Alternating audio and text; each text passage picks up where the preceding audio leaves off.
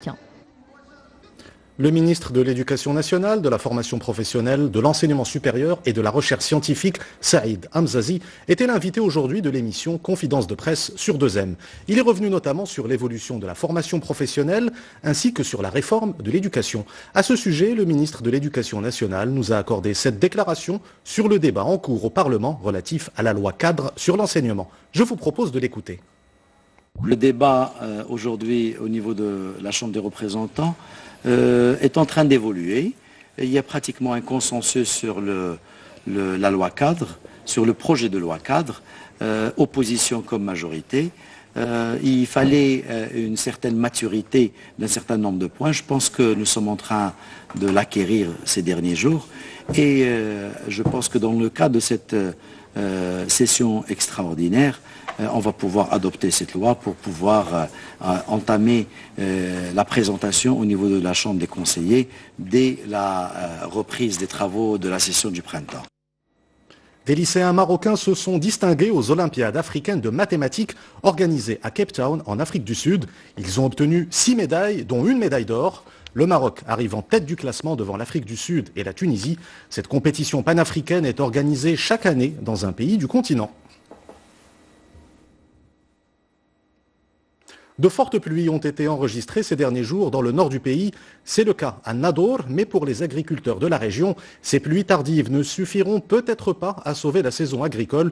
Une inquiétude exprimée notamment par les producteurs de légumineuses près de Dréouch. Reportage Fouad Azouzi et Mohamed Hajoub. Le récit est de Salima Benabou. Impuissant, il constate les dégâts. Sa récolte de fèves est compromise. Dans la région de Dréouch, la pluie n'est pas tombée en quantité suffisante. Le manque à gagner pourrait être énorme pour ce producteur qui a beaucoup investi en début de saison.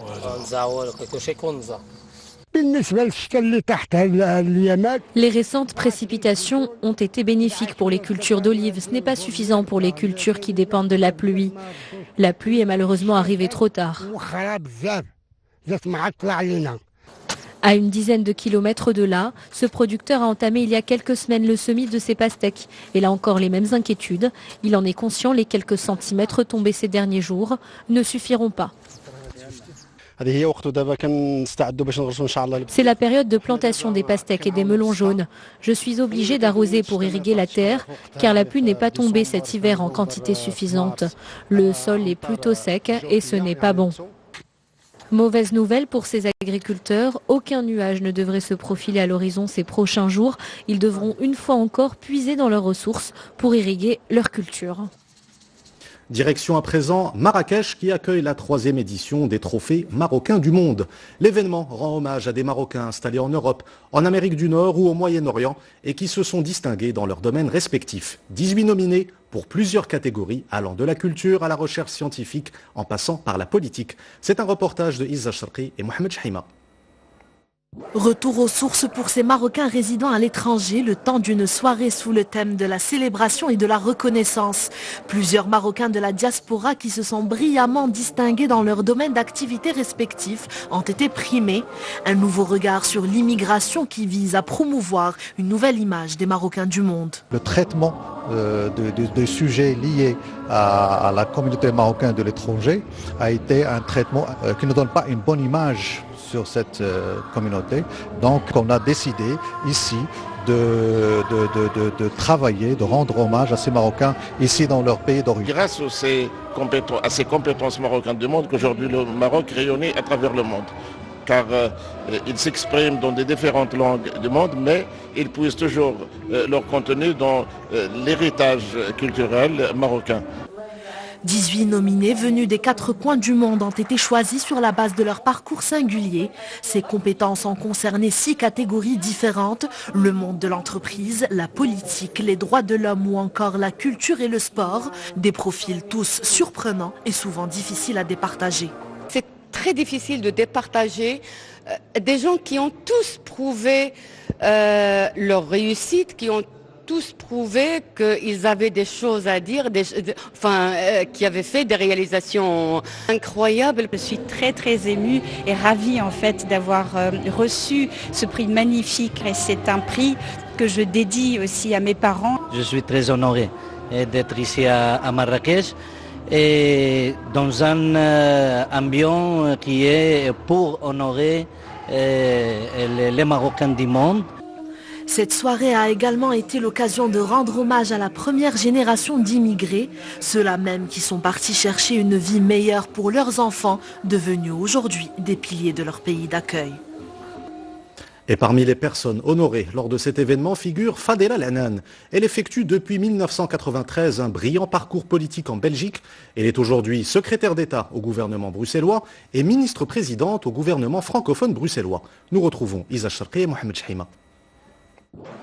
Elle est présentée par son entourage comme une femme de conviction qui a toujours eu la passion de la politique. D'origine marocaine, Fadela Lanan est aujourd'hui secrétaire d'État à la région de Bruxelles-Capitale et ministre-présidente du collège de la Commission communautaire française. Un parcours d'exception qui lui a valu un vibrant hommage lors de cette soirée dédiée aux compétences de la diaspora marocaine.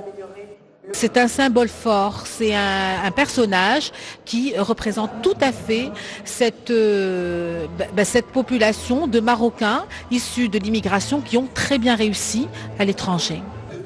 Cette soirée a également été l'occasion pour cette femme politique de remercier pour leurs nombreux sacrifices les premières générations, notamment ses parents originaires de Nador qui se sont installés en Belgique dans les années 60. C'est quelque chose qui me touche profondément, qui me touche au plus profond de mon cœur. Et j'ai envie de dire surtout que je pense à mes parents qui ont quitté un jour leur pays pour aller construire une vie meilleure en Belgique. La région de Bruxelles-Capitale détient la plus forte communauté marocaine en Europe, avec plus de 700 000 Marocains. Je vous propose à présent de découvrir la passion artistique d'une jeune fille atteinte de trisomie 21. Zineb est âgée de 13 ans, elle réside à Ben Slimane. À travers ses toiles, elle exprime son amour de la peinture. Elle peint tous les jours et ne rêve que d'une chose, être scolarisée comme tous les jeunes de son âge. C'est un reportage de Salima Ben Abbo et Othman Mawadeh.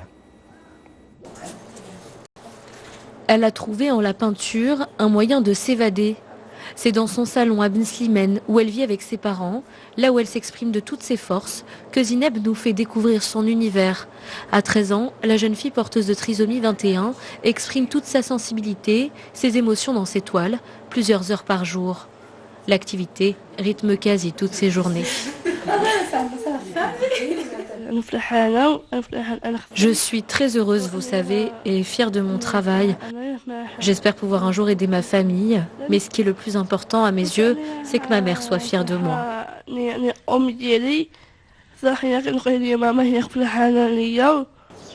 Zineb n'était alors qu'une toute petite fille quand sa famille a découvert sa passion un peu par hasard. Elle dessinait dans le salon sans qu'on le sache et cachait ses dessins sous les canapés. Ma mère les a découverts en faisant le ménage, elle les a montrés à mon père. Mon père est allé voir Zineb et lui a dit « Qu'est-ce que c'est ?» Elle lui a répondu « Je dessine ce que je ressens ». La peinture comme moyen d'expression, mais aussi comme échappatoire. Zineb est privée de son droit le plus élémentaire, l'éducation.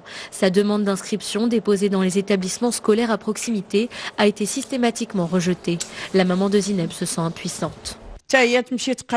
J'aimerais qu'elle aille à l'école, comme le font les autres enfants, qu'elle ne se sente pas inexistante.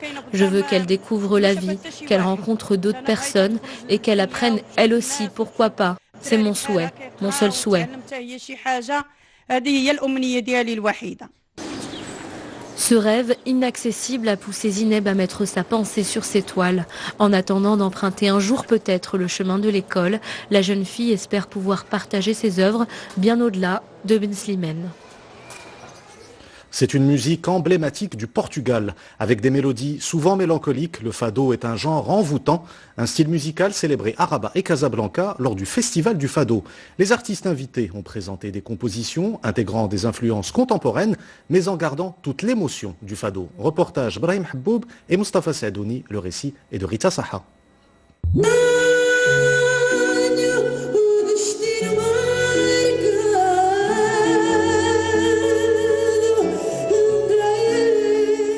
Une voix puissante et un charisme inné.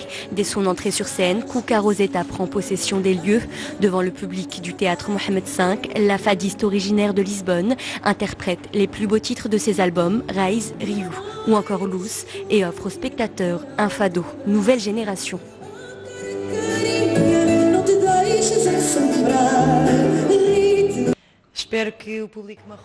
J'espère que le public marocain va aimer notre musique.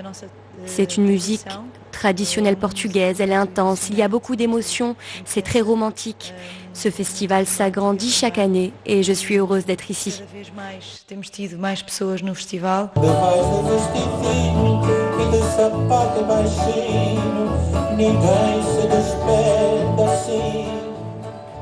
Avec sa guitare traditionnelle, António Zambujo a quant à lui fait vibrer quelques jours plus tôt le cinéma Rialto de Casablanca, venu tout droit du sud du Portugal. Après avoir sillonné le monde entier, cet amoureux de fado a choisi le Maroc pour revisiter des musiques traditionnelles de son pays, devant une centaine de spectateurs.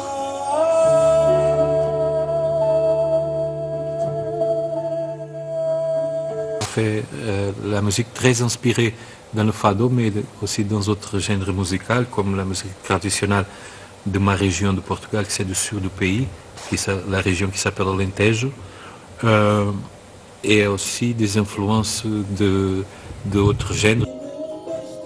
Pour la 3e année consécutive, le fado a conquis le royaume avec ce festival, un événement qui propose au public une musique traditionnelle remise au goût du jour. Donc c'est une musique internationale. Et on a cette année deux exemples, très bons exemples de ce que c'est le nouvel fado, une nouvelle approche du fado à des autres musiques. À Casablanca et Rabat, António Zambujo et Cuca Roseta ont fait carton plein de concerts remplis d'émotions, agrémentés de fado en tout genre, qui ont fait voyager les mélomanes le temps d'un festival vers quelques contrées lointaines du Portugal, de Porto à Faro, en passant par Lisbonne et Coimbra. Avant de nous quitter, je vous rappelle l'une des principales informations de cette édition. L'ONU appelle à une trêve humanitaire en Libye. Près de la capitale Tripoli, les combats se poursuivent entre les troupes du maréchal Khalifa Haftar, venues de l'Est, et les forces du gouvernement d'union nationale. Un premier bilan fait état de plus de 20 morts. C'est la fin de cette édition. Vous retrouvez tout à l'heure Hossein Ouzik pour Al-Massaïa et demain Ihsan Benbel pour Infosoir. Excellente soirée sur 2M.